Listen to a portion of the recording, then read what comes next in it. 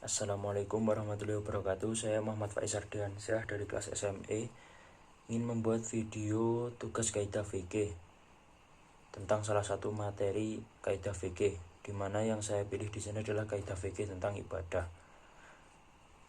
Saya akan menjelaskan 4 materi kaidah fikih tentang ibadah. Yang pertama, al-usullu fi ibadati tauqifu wal inniba. Yang kedua, taqadimul ibadati qabla wujudi sababiha la yasihu. Yang ketiga, al-itharu bil ibadati mamnu. Dan yang keempat, al-itharu bi ghairil ibadati matlubu. Sebenarnya terdapat banyak sekali kaidah fikih ibadah, tetapi di sini saya hanya akan menjelaskan 4 yang terpenting saja. Memasuki kaidah fikih yang pertama, yang berbunyi al-usullu fi ibadati tauqifu wal inniba. Pada dasarnya, yang namanya ibadah itu ada 2 unsur, yaitu at-tauhid dan ittiba. Jika satu unsur tidak terpenuhi, maka bisa saja itu bukan termasuk ibadah lagi. Asal atau prinsip dari semua ibadah adalah harus menunggu dan mengikuti tuntunan dari syariah. Ini yang dimaksud at-tauhid dan ittiba. Maksud menunggu di sini adalah terbukti adanya dalil yang kuat yang memerintahkan melaksanakan suatu ibadah. Jadi selama kita belum mendapatkan bukti yang kuat bahwa ada dalil yang memerintahkan kita untuk beribadah, maka belum ada hukum wajib untuk kita melaksanakan ibadah. Dan maksud mengikuti tuntunan adalah cara beribadah harus sesuai dengan tuntunan Rasulullah. Jadi di saat kita mengetahui ada perintah, ada dalil yang kuat yang memerintahkan untuk melaksanakan ibadah, kita juga harus mengetahui bahwa ada caranya yang benar. Jadi tidak hanya mengetahui ada dalil yang kuat dan perintahnya, tetapi juga harus mengetahui bagaimana cara melaksanakan ibadah tersebut, terutama pada ibadah mahdhah. Kalau ibadah ghairu mahdhah, bisa jadi dalilnya ada tapi caranya berbeda. Bisa saja muncul kreativitas sesuai dengan perbedaan zaman, kondisi, dan budaya. Mungkin caranya berbeda dengan dulu yang pernah diajarkan oleh Rasulullah. Contohnya bekerja. Rasulullah sudah menganjurkan kita, memerintahkan kita untuk bekerja. Tetapi pekerjaan pada zaman dahulu dan sekarang banyak yang berbeda. Itulah contoh ibadah ghairu mahdhah. Jadi untuk ibadah ghairu mahdhah dalilnya sama, tetapi mungkin caranya berbeda dan tidak harus sesuai dengan yang diajarkan oleh Rasulullah. Tetapi jika ibadah mahdhah harus sesuai, seperti halnya sholat, zakat, itu harus sesuai dengan apa yang pernah diajarkan oleh Rasulullah. Perbedaan ibadah mahdhah dengan ghairu mahdhah. Perbedaan yang paling mencolok dari ibadah mahdhah dan ghairu mahdhah adalah ibadah mahdhah asal penetapan dari dalil syariat, sementara ibadah ghairu mahdhah asalnya bukan ibadah tetapi berubah menjadi ibadah karena niat. Sebenarnya pada kaidah fikih pertama, di mana niat dapat merubah derajat suatu ibadah dan perbuatan. Yang kedua, maksud untuk mengerjakannya adalah ibadah. Ibadah mahdhah dari awal tujuan dari mengerjakannya adalah ibadah dan mendapatkan pahala, seperti sholat dari awal tujuan melaksanakannya adalah untuk beribadah. Sementara ghairu mahdhah maksud utamanya bukanlah untuk beribadah tetapi untuk memenuhi kebutuhan duniawi. Contohnya seperti bekerja, maka tujuan utamanya adalah untuk mencari uang dan melengkapi kebutuhan duniawi. Tetapi dengan niat mencari nafkah, maka itu termasuk ibadah karena kewajiban untuk mencari nafkah. Yang ketiga, ibadah mahdhah hanya diketahui melalui jalan wahyu, sementara ibadah ghairu mahdhah diketahui meskipun tidak ada wahyu. Contoh ibadah mahdhah dan ibadah ghairu mahdhah. Contoh ibadah mahdhah antara lain sholat, zakat, dan berpuasa. Sementara contoh ibadah ghairu mahdhah yaitu makan, menuntut ilmu, dan juga bekerja. Seperti yang saya jelaskan lebih awal tadi, contoh ibadah mahdhah, salat, zakat, dan berpuasa itu karena tujuannya dari awal adalah untuk beribadah. Seperti salat dari awal tujuannya adalah untuk beribadah. Begitu pula dengan zakat dan juga berpuasa. Sedangkan ibadah ghairu mahdhah seperti makan itu tujuan utamanya bukanlah untuk beribadah, tetapi untuk memenuhi kebutuhan duniawi seperti makan, bekerja, dan lain-lain. Ibadah ghairu mahdoh tujuan utamanya bukanlah ibadah tetapi bisa menjadi ibadah karena niat, seperti makan. Jika seseorang lapar pada waktu pagi sebelum subuh, jika dia hanya makan bukanlah ibadah, tetapi jika dia makan lalu meniati untuk berpuasa lalu melaksanakan puasa, itu menjadi sebuah ibadah, seperti pada kaidah fikih yang pertama. Ibadah ghairu mahdoh seperti yang saya jelaskan tadi haruslah sesuai dengan apa yang ibadah mahdoh harus sesuai dengan apa yang diajarkan oleh Rasulullah, sementara ghairu mahdoh tidak harus sama tetapi dalilnya lah yang sama. Seperti salat, zakat, dan berpuasa haruslah sesuai dengan apa yang diajarkan Rasulullah, sementara ghairu mahdoh mungkin terdapat perbedaan, seperti Rasulullah memerintahkan untuk bekerja tetapi pekerjaan zaman dahulu dan sekarang berbeda, seperti jualan online menjadi tentara itu pada zaman dulu sepertinya belum ada. Masuki kaidah fikih yang kedua yang berbunyi takdimu bil ibadati qabla wujudi sababiha la yasihhu.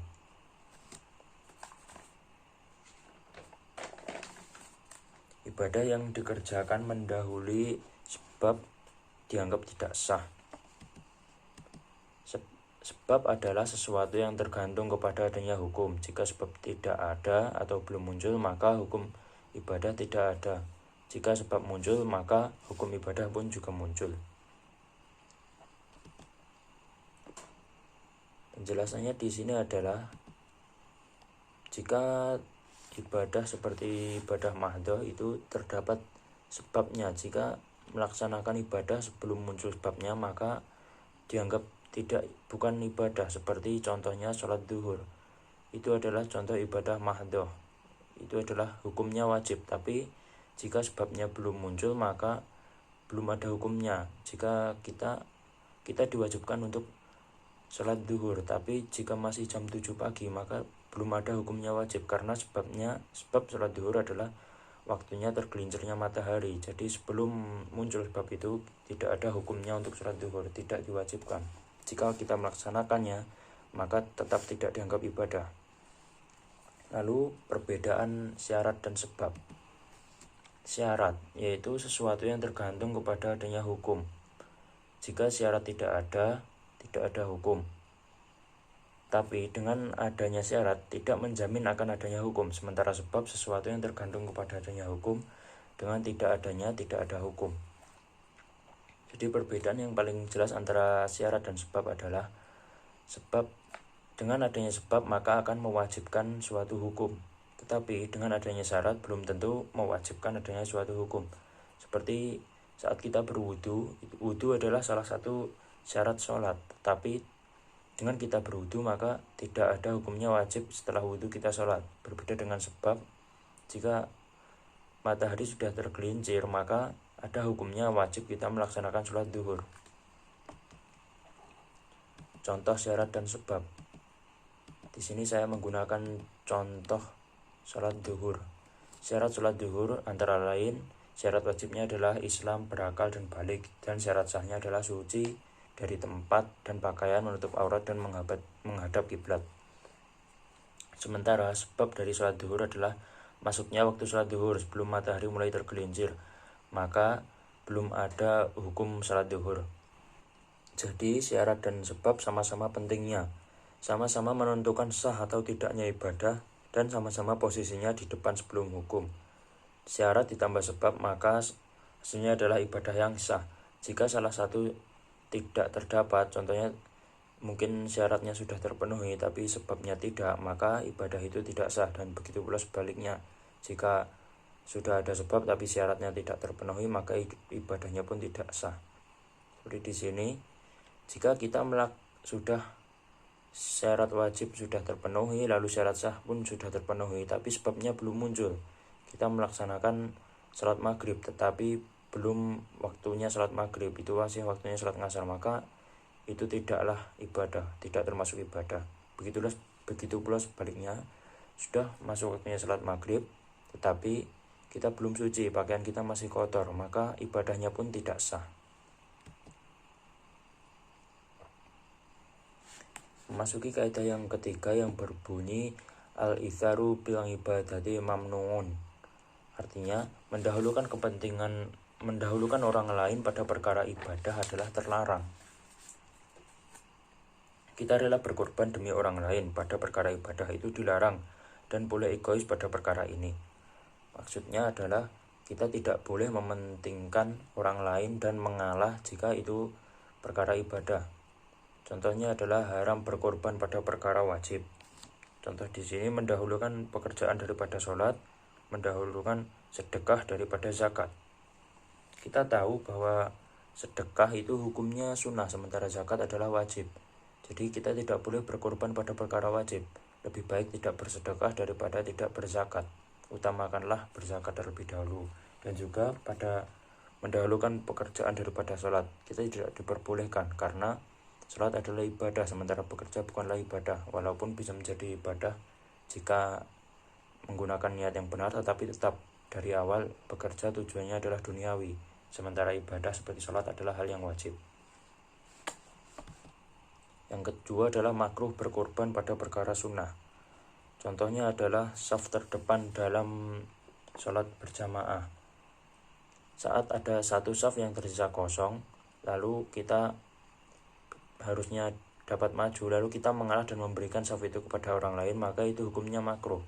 Kita dianjurkan untuk berlomba-lomba mendapatkan saf terdepan pada saat sholat berjamaah. Jadi tidak baik jika kita berkorban pada perkara sunnah seperti ini. Contoh lainnya adalah menikah. Ada perempuan yang disukai oleh seorang A dan B, maka makruh hukumnya bagi si A untuk mengalah dan membiarkan si B yang melamar, dan begitu pula sebaliknya. Masuki kaidah fikih yang keempat yang berbunyi al-itharu bi ghairil ibadati matlubun. Mendahulukan orang lain untuk perkara selain ibadah itu dianjurkan. Maksudnya di sini adalah mendahulukan kepentingan orang lain dan kita mengalah dan berkorban itu justru diperbolehkan, justru dianjurkan. Berbeda dengan pada yang kaidah ketiga tadi, jika tadi perkara ibadah maka kita tidak diperbolehkan untuk berkorban. Perkara yang ketiga seperti contoh lain, jika kita di masjid dan banyak orang yang belum berwudu, tetapi saat bagian kita untuk berwudu airnya sisa sedikit, lalu kita mengalah dan memberikan orang lain untuk berwudu sementara kita tidak kebagian air, itu tidak diperbolehkan. Tetapi pada kaidah keempat ini diperbolehkan karena bukan perkara ibadah. Contohnya adalah memprioritaskan wanita dan lansia untuk duduk di kursi bis yang penuh penumpang. Ini bukanlah termasuk ibadah, maka diperbolehkan.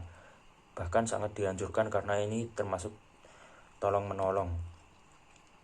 Contoh lainnya adalah memberikan bagian antrian kepada orang lain yang memiliki kepentingan mendesak. Jika kita mengantri sesuatu, contohnya adalah saat kita di apotek untuk membeli obat, lalu kita sudah mengantri, lalu ada orang yang baru datang yang sepertinya tergesa-gesa membeli obat karena mungkin anaknya di rumah sedang demam, sementara kita hanyalah sakit, mungkin hanya batuk pilek yang tidak terdesak, sementara orang itu tergesa-gesa karena anaknya demam parah dan butuh obat cepat. Kita boleh berkorban, kita boleh memberikan jatah antrian kita kepadanya sementara kita mengantri di belakang lagi.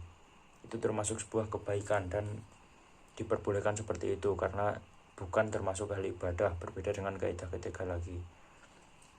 Jadi jika perkara ibadah kita diperbolehkan bersikap egois dan tidak berkorban, tidak diperbolehkan untuk mengalah karena termasuk dalam perkara ibadah. Tetapi jika bukan perkara ibadah, kita justru dianjurkan karena itu termasuk menolong orang lain. Sekian video penjelasan dari saya tentang kaidah fikih ibadah, kurang lebihnya mohon maaf. Terima kasih. Assalamualaikum warahmatullahi wabarakatuh.